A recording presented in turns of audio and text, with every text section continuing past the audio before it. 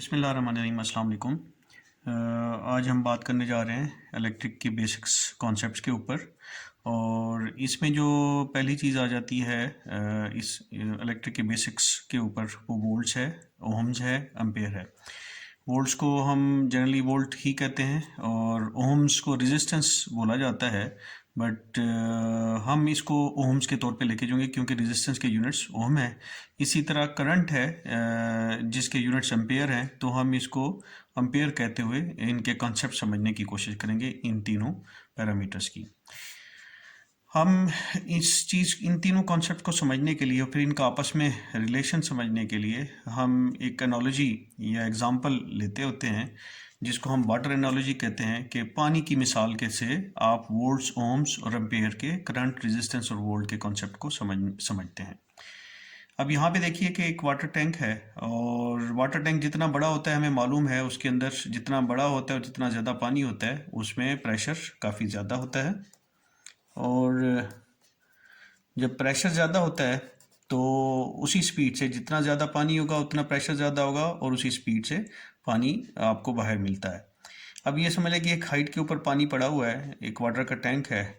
अब एक तरफ इसके बड़ा सा एक पाइप, टैपिंग दी गई है पाइप की, जहाँ से पानी ने बाहर निकलना है टैंक से। अब ये जो बड़ा टैंक है, बड़ा पाइप है, इसके नीचे अगर हम एक टब रख देते हैं पानी का, तो वो यकीनन वो पानी का जो टब है वो बहुत कम टाइम में बहुत तेज़ी के साथ वहाँ से पानी फ़्लो होगा और फ्लो होके उसको फिल करेगा। अब एक दूसरी साइड पे इसी तरह से एक और टैपिंग है जहाँ पे रास्ता थोड़ा दिया गया है। छोटा पाइप है जिसका डायमीटर या जिसकी गेज कम है, जिसका डायमीटर कम है, तो वहाँ से जो पानी भरेगा नीचे आएगा वो बहुत कम आएगा, और उसकी स्पीड भी कम होगी और क्वांटिटी भी कम होगी, और कम जो टैंक है वो ज़्यादा टाइम लेगा भरने में। यही वाटर एनालॉजी है कि ये जो पानी का प्रेशर है टैंक के अंदर, इसको हम वोल्ट कहते हैं। ये समझ लें कि बैटरी है, और बैटरी के अंदर जो सोर्स है, जो कि बैटरी है, उसके अंदर जो प्रेशर अवेलेबल है उसको हम वोल्ट कहते हैं। जितना वोल्ट ज़्यादा होगा उतना प्रेशर आपका ज़्यादा होगा बैटरी का। अब इसी तरह से जितना रास्ता खुला होगा तो उससे जो पानी है या वोल्ट है वो ज़्यादा स्पीड के साथ और ज़्यादा तेज़ी और ज़्यादा क्वांटिटी में वहाँ से बहेंगे या फ्लो होंगे। ये जो फ्लो होने वाली चीज़ है, जो फ्लो हो रही है, इसको हम करंट कहते हैं। तो यहाँ पे चूंकि पाइप बड़ा है तो इसमें एक रेजिस्टेंस कम है पानी के फ्लो होने को, उसको तंगी नहीं हो रही, वो आसानी के साथ आ रहा है। यहाँ पे उसका डायमीटर कम है, उसका कतर कम है, तो जब पानी इधर से निकलेगा तो उसको काफ़ी तकलीफ़ होगी, तंगी होगी। ये जो तंगी जितनी ज़्यादा होगी उतना पानी कम आएगा, उतना फ्लो कम होगा। जितना तंगी कम होगी उतना फ्लो ज़्यादा होगा। तो ये बड़ा पाइप है, तंगी कम है, तो इस तंगी को हम कहते हैं रेजिस्टेंस का नाम देते हैं। जो तंगी है इसको हम रेजिस्टेंस का नाम देते हैं। तो रेजिस्टेंस जितनी कम होगी, तंगी जितनी कम होगी, रेजिस्टेंस जितनी कम होगी, उतना करंट तेज़ी से फ्लो करेगा। और तंगी जितनी ज़्यादा होगी, इसका डायमीटर मज़ीद कम करते जाएं तो क्या होगा, आपका फ्लो उतना कम होगा। तो कॉन्सेप्ट ये है कि रेजिस्टेंस जितना ज़्यादा होगी उतना क्या होगा, करंट का फ्लो कम होगा, और रेजिस्टेंस जितनी कम होगी उतना करंट का फ्लो ज़्यादा होगा।